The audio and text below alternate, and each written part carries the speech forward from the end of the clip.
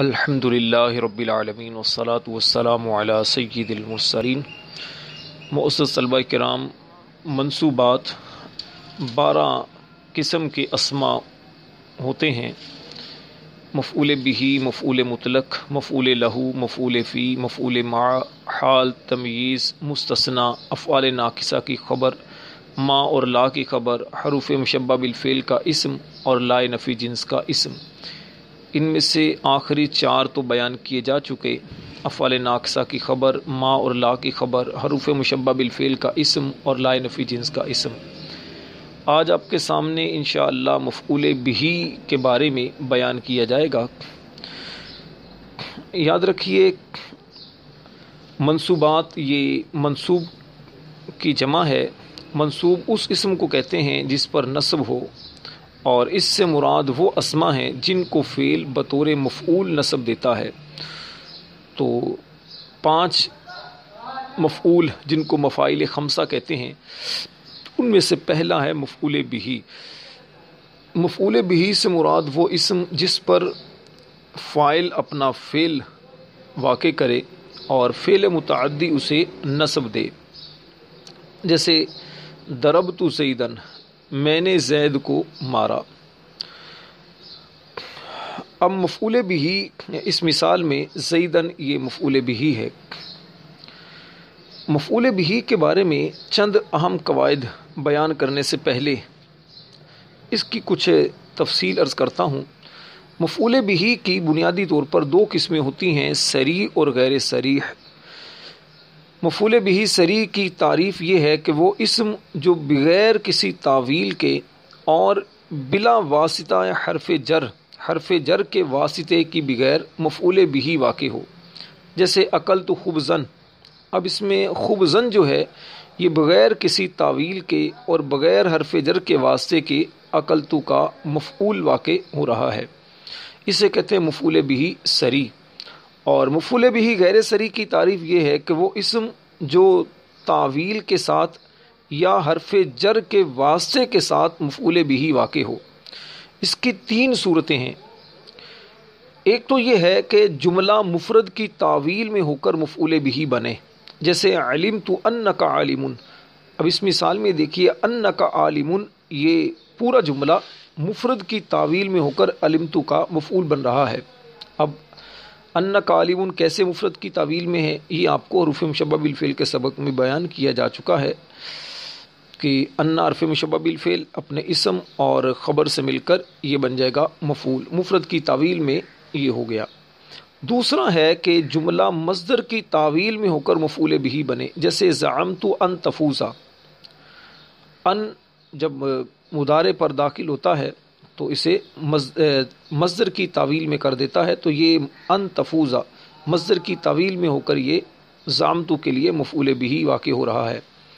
اور تیسری صورت یہ ہے کہ کوئی اسم حرف جر کے واسطے سے مفعول بن رہا ہو، جیسے انعمت علیہم۔ اب علیہم، ہم جو ضمیر ہے علی حرف جر کے واسطے سے یہ مفعول واقع ہو رہی ہے۔ اچھا، یاد رکھیے کہ مفعول صریح اور غیر صریح بعض اوقات ایک ہی جملے میں اکٹھے بھی آ جاتے ہیں، جیسے اد الامانات الی اہلھا۔ اس میں اماناتی جو ہے یہ مفعول بہ صریح ہے، یعنی یہ بغیر کسی تعویل کے اور بغیر حرف جر کے واسطے کے ادو کا مفعول واقع ہو رہا ہے۔ اور دوسرا اہلھا، یہ الی حرف جر کے واسطے سے مفعول واقع ہو رہا ہے، یہ ہے مفعول بہ غیر صریح۔ تو ایک ہی مثال کے اندر ایک ہی جملے میں مفعول بہ صریح اور غیر صریح اکٹھے واقع ہو رہے ہیں۔ اچھا، مفعول یاد رکھیے کہ ایک فعل کے 2 یا 3 مفعول بہ بھی آ سکتے ہیں، ہوتے ہیں، جیسے اعطیت زیدن قلمن۔ اب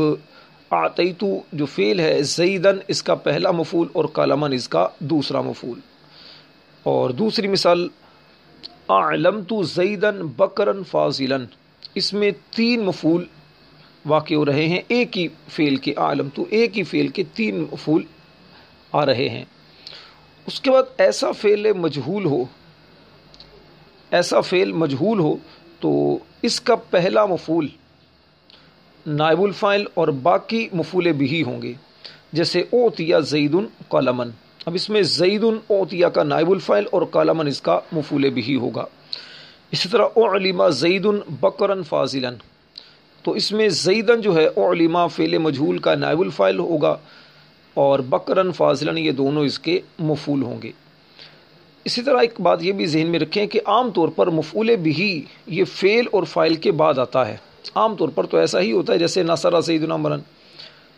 اور لیکن کبھی یہ اس سے پہلے بھی آ جاتا ہے، یعنی یہ مفعول ہے فاعل سے کبھی پہلے بھی آ جاتا ہے، کبھی فاعل سے پہلے اور کبھی فعل سے بھی پہلے، فعل فاعل دونوں سے پہلے بھی آ جاتا ہے۔ فاعل سے پہلے کی مثال جیسے نصر عمرا زید، اب اس میں زید یہ نصر کا فاعل ہے تو اس سے پہلے عمرا مفعول آ رہا ہے۔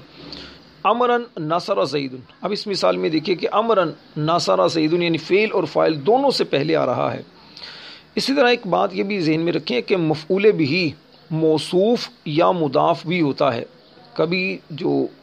مفعول بہ ہے موصوف بھی ہوتا ہے اور کبھی مضاف بھی ہوتا ہے۔ موصوف کی مثال جیسے صلی اللہ علما نافعا،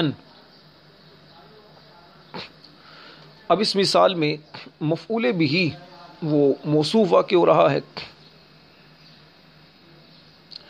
اور اس طرح رأیت غلام زید، اس مثال میں غلام زید ان غلامہ یہ جو مضاف ہے یہ مفعول بہ واقع ہو رہا ہے۔ اسی طرح ایک بات یہ بھی ذہن نشین رکھیے،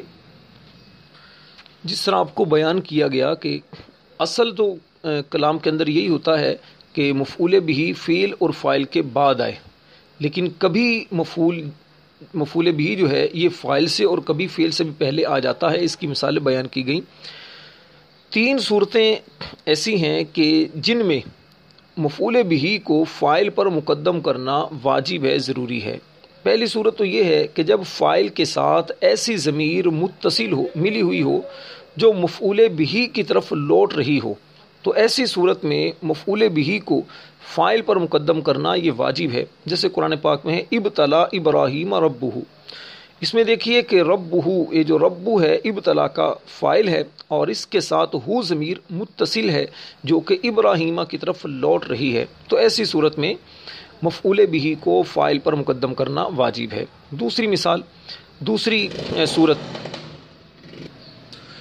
جب مفعول بہ ضمیر متصل اور فاعل اس میں ظاہر ہو، جیسے ضربنی زید، اب اس میں دیکھیے کہ مفعول بہ یہ ضربہ فعل کے ساتھ یہ ضمیر متصل جو ہے یہ مفعول بہ واقع ہے اور اس کا جو فاعل زید وہ اس میں ظاہر ہے، تو ایسی صورت میں بھی مفعول کو فاعل پر مقدم کرنا یہ واجب ہے۔ اسی طرح تیسری صورت یہ ہے کہ جب مفعول بہ ایسا کلمہ ہو جسے کلام کی ابتدا میں لانا ضروری ہو، جیسے استفہام ہے یا شرط ہے، تو جیسے من رأیتا،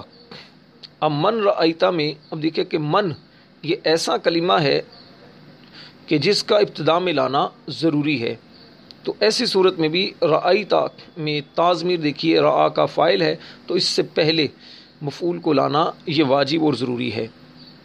یہ استفہام کی مثال شرط کی، جیسے من تکرم یکرم کا، جس کی تو عزت کرے گا وہ تیری عزت کرے گا، اس مثال میں بھی دیکھیے من یہ شرط ایسا کلمہ ہے کہ جس کا ابتدا میں لانا ضروری ہے، تو ایسی صورت میں تکریم کے اندر جو ضمیر ہے جو تکریم کا فاعل ہے تو من جو کہ مفعول ہے یہ ان دونوں سے پہلے واقع ہو رہا ہے اور ایسا کرنا یہ لازم اور ضروری ہے۔ اچھا، ایک اہم قاعدہ یہ ہے کہ مفعول بہ کا جو عامل فعل ہوتا ہے، چونکہ مفعول بہ پر عمل کرنے والا وہ فعل ہوتا ہے، تو اس کے فعل عامل کو کبھی جوازی طور پر اور کبھی وجوبی طور پر حذف کر دیا جاتا ہے۔ جوازی طور پر حذف کرنے کی صورت تو یہ ہے کہ جب فعل محذوف پر قرینہ موجود ہو، قرینہ موجود ہو مگر اس کا یعنی اس فعل محذوف کا قائم مقام نہ پایا جائے، تو اس صورت میں اس فعل کا حذف کرنا جائز ہوتا ہے۔ جیسے کوئی کہے من ضربتا، تو جواب میں کہا جائے زیدن، من ضربتا کس نے تجھے مارا، تو جواب میں کہا جائے زیدن۔ اب یہاں زیدن سے پہلے ضربتو جو فعل ہے وہ محذوف ہے، من ضربتا تو نے کس کو مارا، یہ جو اگر پوچھا جائے من ضربتا تو نے کس کو مارا، تو آگے جواب میں کہا جائے زیدن، تو زیدن سے پہلے ضربتو فعل محذوف ہے، اور اس پر قرینہ جو ہے وہ سائل کا سوال ہے، کیونکہ جو چیز سوال میں مذکور ہوتی ہے وہ جواب میں بھی ملحوظ ہوتی ہے۔ جیسے مثال کے طور پر اب کہتے ہیں نا کہ تو نے کس کو مارا، تو آپ نے صرف زیدن کہا،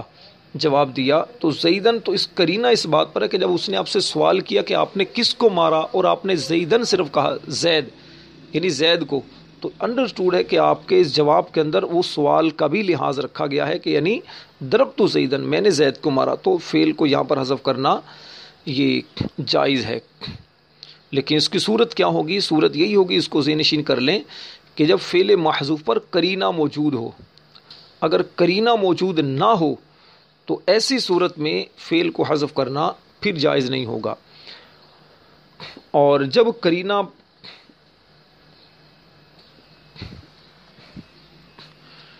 اس میں تھوڑا واضح کر لیں کہ جب فعل محذوف پر قرینہ موجود ہو لیکن ساتھ ہی اس کا قائم مقام نہ پایا جائے، اگر قائم مقام نہ پایا جائے تو پھر فعل کو حذف کرنا واجب، فعل کو حذف کرنا جائز ہے، اور اگر اس کا قائم مقام یعنی کہ فعل پر صرف قرینہ موجود ہے، فعل پر قرینہ موجود ہے، تو اب اس کے فعل کو حذف کرنا یہ واجب ہوتا ہے۔ اس کی 3 صورتیں ہیں، ندا، اغراء و تحذیر اور اشتغال، یعنی منادہ ایک تو ہوتا ہے، اور دوسرا اغراء و تحذیر، اور تیسرا اشتغال۔ اس کی پھر مزید کافی تفصیل ہے، الگ الگ اسباق ہیں، انشاءاللہ اپنے موقع پر یہ بھی بیان کیے جائیں گے۔ اللہ تعالی ہم سب کو علم نافع عطا فرمائے،